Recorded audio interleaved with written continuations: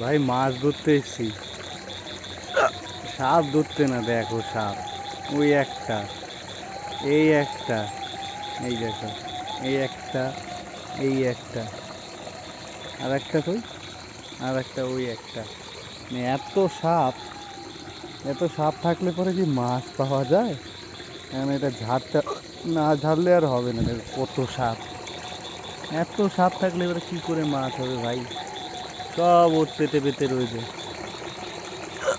দেখো কত সাপ, শুধু সাপ আর সাপ।